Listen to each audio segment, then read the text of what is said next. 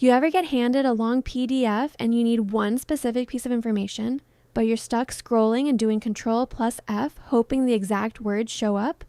Yeah, there's a faster way. Let me show you. Head over to Claude AI. Just open a new chat. You don't even need an account to try this, but signing in gives you more. See this plus icon at the bottom of the chat? Click that. Click Upload a File and grab your PDF.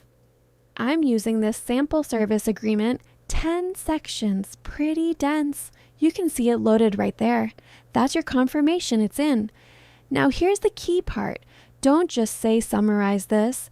Add something specific. I'm going to type. Where does this agreement mention the renewal terms and what does it say? Point me to the exact section so I can verify it myself and send it. Look at that. It points me straight to section 4. Tells me the contract auto-renews every year unless I give 60 days notice and that rates can change with 30 days warning. It didn't just scan for the word renewal, it actually understood what renewal means and pulled the full context.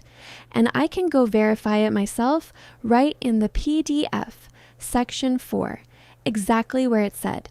This is why this beats Ctrl+F every single time. Ctrl+F only finds the exact word you typed. If the contract says auto renews instead of renewal, you'd miss it.